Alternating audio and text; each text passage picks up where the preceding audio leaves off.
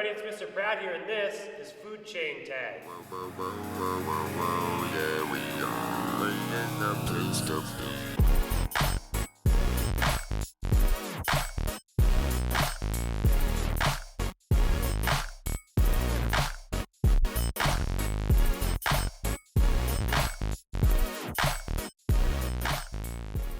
So as you know, I'm always bringing you accessible, modifiable, and engaging content for in the gym, in the classroom, and at home.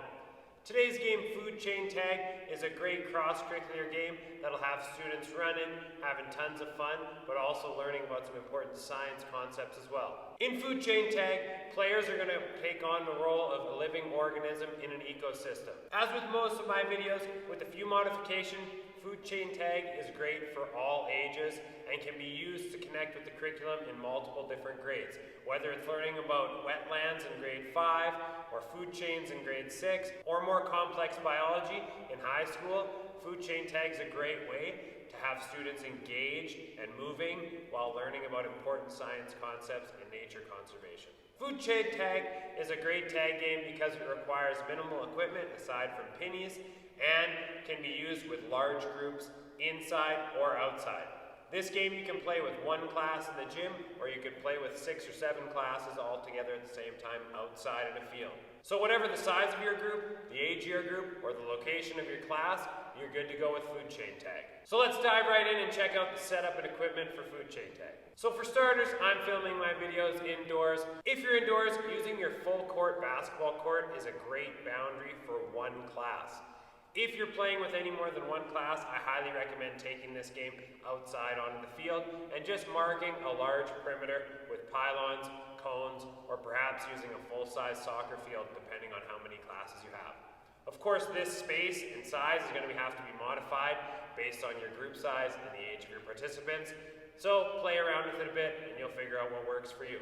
Now, aside from setting up some sort of perimeter, all you need to play Food Chain Tag is 3 different colored pennies or scarves, belts, whatever you have to identify different characters or roles within the game. Once you have those, you're good to go. When I play Food Chain Tag, I use 3 basic color pennies: green, yellow, and red. And when you're distributing these pennies, you're going to want about 50 to 60% of your participants to be in green, you're going to want about 20 to 30% of your participants to be in yellow, and you're going to want about 10 to 20% to be in red. Again, modify these numbers as needed and based on your group and the age, but that's a good framework to work with to get started. Now that you have your boundaries set up and your pennies distributed, you're good to go. So let's dive into the gameplay. Alright, so when you're playing Food Chain Tag, as I said before, everybody's going to have a different role and take on the role of an organism within an ecosystem. You can pick whatever ecosystem works for you. I find a forest near where I live in the foothills of the Rocky Mountains is a great example and a great, easy, simple, and tangible way to start. So, here's how the game works. If you're wearing green, you're going to take on the role of a plant. If you're wearing yellow, you're going to be taking on the role of a herbivore. And if you're in red, you're going to be taking on the role of an omnivore. Once you have those roles designated, and everybody in there designated colors, then you can talk to them about what each color means. So let's check out the role of our plant first. Alright everyone, so now that I'm dressed in my plant outfit, I gotta know my job. And it's real simple to understand, but difficult to do. If I'm wearing green, I have one job and one job only, and that is to survive. I'm running around in the playing field trying not to get eaten by the herbivores or the omnivores. That's it, that's all. And now let's check out the role of a herbivore. Alright everyone, so as a herbivore, your job gets a little bit more complicated, but still pretty simple. While trying to stay alive and not get eaten by an omnivore, herbivores are allowed to eat any students wearing a plant penny. And of course, when I say eat, I mean tag, okay? So if I'm yellow, I can be tagged by red, but I can also tag green. And finally, let's check out the role of our omnivores in red. So as the omnivore in red, your job is also quite simple to understand. You can tag anybody, yellow or green, and nobody can tag you. So all you're doing is running around trying to eat as many creatures as you can. Alright everyone, and that's it for our roles. So now that you know what each of the pennies means, a few more things to consider when you're doing gameplay are: number one, you have to stay within the designated boundary outlined at the start of the game. Whether it's the basketball court inside, a soccer field outside, or a different area that you've created, all participants must stay within that designated area. I often tell my students that that's their ecosystem, that's the forest, and surrounding that forest is a highway, so if they go outside the forest, they might be roadkill. Now, aside from staying in those boundaries, you gotta know what happens if you get eaten or tagged. If tagged, when I play, I simply have students do 5 or 10 exercises of their choice before rejoining the game. As you know, I don't like promoting much sitting out or waiting within my games. You can, of course, have students have to sit out when they are tagged. If you do choose to play elimination style, make sure you're calling jail breaks to free everybody often, or you're playing really brief, quick rounds so people aren't staying inactive for too long. Alright everyone, so that about does it for Food Chain Tag. Again, another simple game, simple setup, minimal equipment, but tons of fun. Connecting to that classroom content in an engaging and relative way to students, keeping them active, getting them moving, working on those pursuing skills, those agility skills, and those fundamental movement skills, all packed into one neat little package. If you want to know some modifications for gameplay, some equipment and setup additions, and some teacher tips, be sure to stick around and check out Pratt's Playbook on the back half of this video to learn more about all of those. I hope you enjoyed this video. If you did, please hit that subscribe button down there, sign up for notifications, like, and share away. I, of course, always love to hear your comments and your modifications below. But for now, this is Mr. Pratt signing off from Food Chain Tag.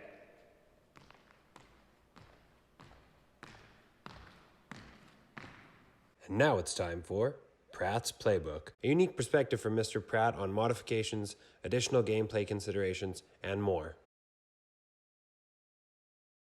Alright everybody, so now that you got the basics of Food Chain Tag, let's talk about a few ways you can change up that equipment and your setup to make it even more engaging, keep it fresh and exciting, and use this for more than 1 or 2 classes. So the first additions you could consider is changing up your setup. Now, as you can see on my diagram here, I've added in some blue circles, and you could use hula hoops, cones, whatever you want to indicate these areas on your playing surface, but these could be used as rest areas.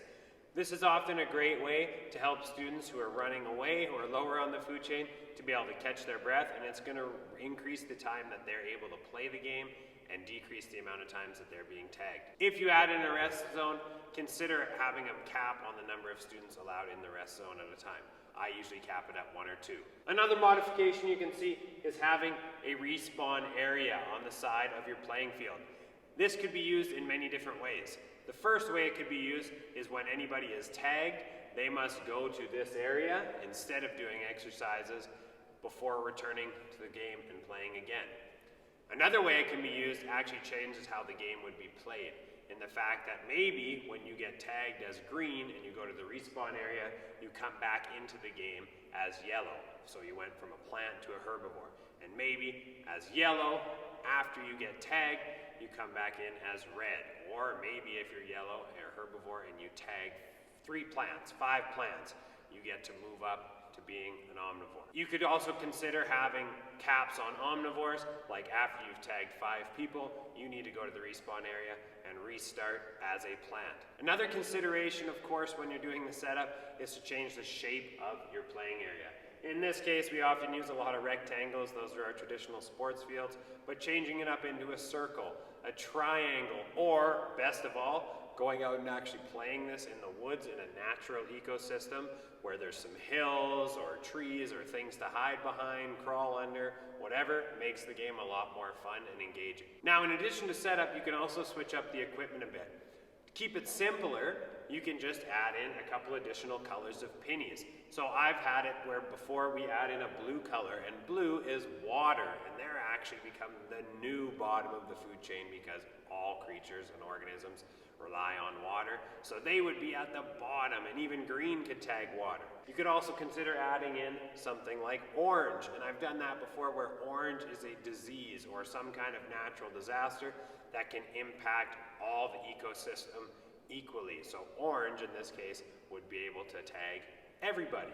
And last up, you could consider adding in something like pink. And pink could be a vet, a doctor, some kind of miracle cure, whatever you want to sell to your students that actually can save people. So instead of using that respawn area, perhaps you would play elimination style where people have to sit down when they're tagged, but anytime the doctor or vet or whoever wearing pink comes by and tags people, they're allowed to rejoin the game. Instead of using pennies, if you're thinking that might be too many colors of pennies, especially with younger kids, it might be, you can modify these 3 additional roles as well. Perhaps if water carries a pylon, perhaps if you're the disease or the natural disaster, you carry a ball and you have to hit players with that to get them out. Maybe if you're the vet, you're carrying something like a pool noodle, or I don't know, maybe like a magic wand to be able to cure people. Again, sell this how you want to sell it. If you can make those connections to whatever unit or theme or content you're currently learning in the classroom, it's really going to make this game more fun, more engaging, and really help connect classroom learning to physical education. Now, when you're adding in more roles, or even if you're just using the basic 3, I gave you a rough ratio at the start of this video of about 50 to 60 green, 20 to 30 yellow, and 10 to 20 red. You're going to have to play with that ratio to figure out what works best for your group. Especially if you're adding in additional roles, you're going to have to kind of work on those numbers to see what keeps the game fun and exciting, so you don't have the plants never having a chance to run around, or the omnivores being so bored because there's nobody to tag. With these additional roles, I recommend just starting quite small. If you're adding in something like doctors or diseases or natural disasters, just start with maybe 2 or 3 players in that role.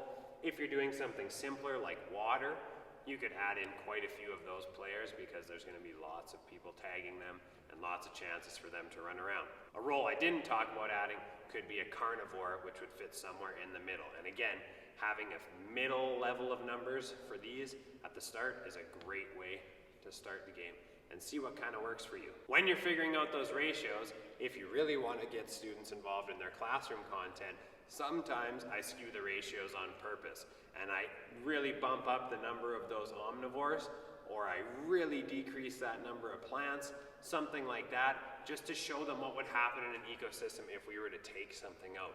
Like if we took plants out completely, suddenly herbivores have nothing to do and all they're doing is trying to survive. These lead to great conversations that really connect with classroom content and talking about nature preservation and how delicate ecosystems are and why we should value all living creatures in our world. Now, as far as gameplay modifications go, in addition to adding in new roles, you can also consider changing the way that players have to move. So, if you're having plants and herbivores, maybe you pick a specific herbivore like a bunny and those people have to hop. Maybe bears, the omnivores, have to do bear walks, right? These are things that you can add in to change up the game and work on specific movement skills that you're targeting. Of course, this is going to change the difficulty and the complexity of the game, but it can keep it more fun and more exciting. Aside from changing the way players have to move, you can also add in additional roles like carnivores, doctors, diseases, water, as I've talked about in the previous section of the video. Changing up your ecosystem is also a great way to switch up the game and change the roles. So if you're working maybe on a wetlands unit, you can change up the type of herbivore, the type of omnivore. If you're working on ocean, learning about ocean creatures, you're going to be able to change up those roles. Maybe you can add fishermen in there. Maybe you can add oil spills, all these kinds of things to keep the game fresh and exciting. When I've played it before, I've also had the option for each role to be collecting resources as they play to try and win the game. So in that way, they're working more as a team within their color. So perhaps the plants are trying to collect all the green balls that are scattered throughout the playing area first. The herbivores are trying to collect all the yellow balls that are scattered throughout the playing field first. And you get the idea. You could have different little challenges built into the game to make it more than just a tag game. But again, the options here are endless, just some ideas to get you started and having some more fun. For this game, make sure your boundary is going to be big enough for all the players to move safely within, check for holes in the ground, any hazards, broken glass, that kind of stuff. It's great if you can check out your area before playing this game to make sure everybody stays safe. Basic tagging reminders is always a great one too. A tag is a touch, not a push, not a pull, not a pinch, not a slap. You get the idea. So thanks for sticking around to check out Pratt's Playbook. I hope these extra considerations can help you expand this game and make it even more suitable for your context and your setting, and hope it keeps your kids having lots of fun. Thanks again for watching, everybody. See you next time.